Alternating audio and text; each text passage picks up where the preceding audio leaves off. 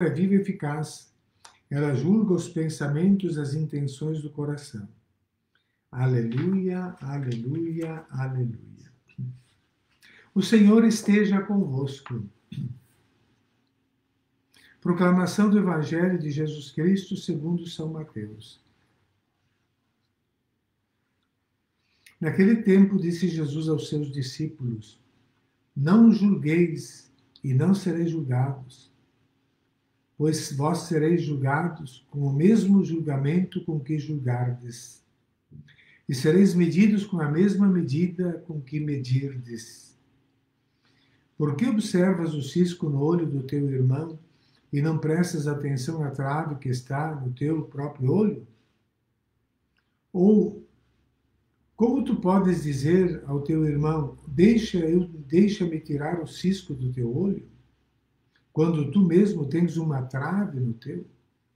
Hipócrita, tira primeiro a trave do teu olho, e então enxergarás bem para tirar o cisco do olho do teu irmão. Palavra da salvação. Glória a vós, Senhor. Podemos sentar, irmãos e irmãs, mais um instante, para meditarmos essa rica palavra de Deus, lembrando também a nossa diocese, dedicada a São Luís Gonzaga, e, claro, dos jesuítas que chegaram em São Leopoldo, e depois foram 2 irmãos e criaram as paróquias. Então, nós temos a graça de ter nossa catedral em Novo Hamburgo, paróquia dedicada a São Luís Gonzaga, padroeiro, portanto, da diocese de Novo Hamburgo, criada em 1980, há 41 anos atrás. E que alegria, né? Nós celebramos hoje o padroeiro da nossa diocese de Novo Hamburgo. Nós acolhemos aqui também, então, as intenções do Colégio São Luís, que está dentro da paróquia do Fião, também as intenções da Elisandra Vargas, da Lurita, também lá pelo grupo de Galópolis, está pedindo por todos e pela nossa conversão. Muito bem, muito bonito, Lurita, a formulação. Muito bem. Então, uma palavrinha aqui diante dessas hipérboles que Jesus vai narrando para chamar a atenção, né? Nós logo vamos comentar alguma coisa. Eu gostaria de dizer de São Luís Gonzaga, uma palavra bonita, né? Porque fala dele o padre Bruno Franghelli, Sociedade de Jesus, e então ele escreve assim: é louco, né? Começou a gritar o enfermeiro em um pequeno hospital, quando ele via o jovem Luís Gonzaga com o seu hábito preto dos jesuítas, e o hábito dos jesuítas era igual aos dos padres diocesanos, a batina, né?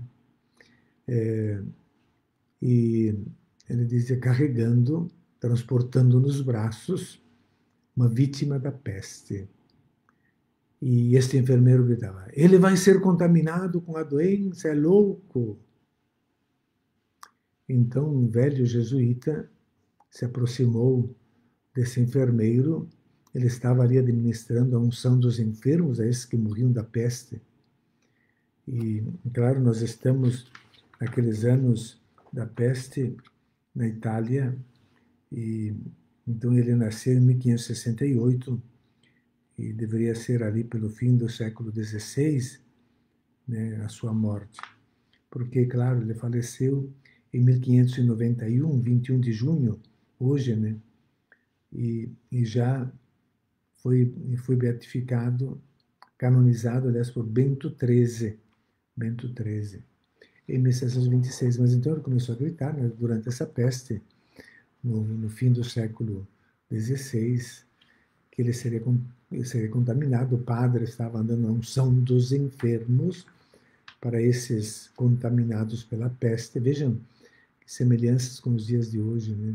Uma peste também, uma pandemia, né? Uma peste que se espalha por todo o mundo, né? Então ele disse para amigo: você sabe o que é a pureza? Ali, olhe bem nos olhos desse jovem, olhe ali a pureza. E a pureza é saber sujar as mãos quando existe necessidade. A pureza é morrer por alguém que não vale nada aos olhos do mundo. Para alguém puro de coração, como esse jovem, aquele pobre doente é como o Santíssimo Sacramento. Veja como ele o abraça. Mas como pode um dos Gonzaga ser reduzido a isso? Gonzaga, a família poderosa, ligados ao rei Felipe II da Espanha, e casado com a condessa, que era então um duque de Mantua, ali no norte da Itália. Né?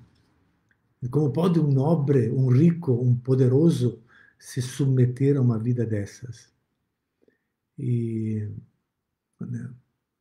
E dizia quase chorando o enfermeiro. E o padre disse: não diga isso, meu filho. Esse garoto vê mais longe que todos. Ele entendeu profundamente o que ensinou nosso Senhor.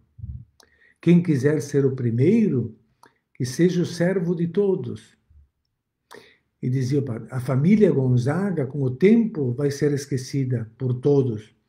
Mas este garoto não, porque ele escolheu a melhor parte, que não lhe será tirada, o amor a Deus, e nos faz abraçar coisas grandes, que são essas coisas tão pequenas, tão humildes, tão simples, de socorrer um irmão moribundo, um irmão pobre, repartir o pão e assim por diante. Né?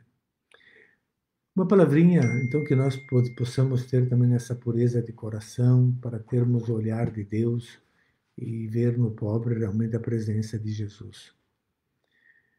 O Evangelho, então, está com essas hipérboles, né, que são esses exageros na linguagem para chamar a atenção. Diz um cisco no olho, uma trave no olho, como é possível uma trave no olho, mas são as hipérboles que Jesus usa exatamente para chocar o ouvinte, para que abra o olho, que acorde, né? Que acorde para isso. Né? E então nós vemos que na reflexão, nessas palavras de Jesus, sempre dentro do Sermão da Montanha, no capítulo 7º, nós vamos ver que Deus nos julga na mesma medida que usamos para julgar os outros. É a mesma medida. É como se nós mesmos, então, fôssemos nos dar as sentenças severas que emitimos contra os outros. Portanto, o rigor contra o próximo, para mostrar um cisco, mostra que desconhecemos a nossa própria fragilidade e nossa condição de pecadores. Esse tipo de julgamento mostra a arrogância de quem o faz. Considerar superior. E também não só é arrogante, mas também uma tremenda imprudência. Porque nós nunca podemos conhecer o mistério daquela pessoa que estamos julgando, e mesmo se nós víssemos alguma coisa, se nós formos testemunhas de algo errado daquela pessoa, porque vimos, mesmo assim corremos o risco de interpretá-la mal, por preconceito ou por má fé. Deus não nos criou para condenar, nos criou para amar. Por isso Jesus diz nesse evangelho: tire primeiro a trave do teu olho, e aí você enxergará bem para tirar a trave do olho do teu irmão.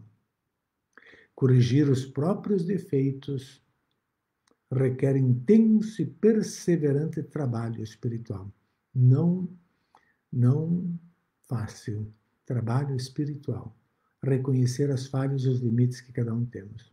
Peçamos a Jesus para que possamos ser mais felizes conosco mesmos e com os outros. Peçamos que Ele nos socorra nesse caminho de crescimento espiritual, como com o exemplo de São Luís diante dos olhos. Grande envergadura espiritual é necessário para ser capaz de compreender o mistério da vida dos outros, nos seus limites, nas suas fragilidades. Não julgar, mas amar e ajudar. Estimados irmãos e irmãs, nós vamos, então, nos colocar agora no altar, nossa oferta, os nossos pedidos todos diante de Deus. Quando rezamos, estamos em comunhão com Deus, a força de Deus vai se manifestando no nosso coração para aqueles por quem nós intercedemos. Façamos, irmãos e irmãs, o nosso ofertório.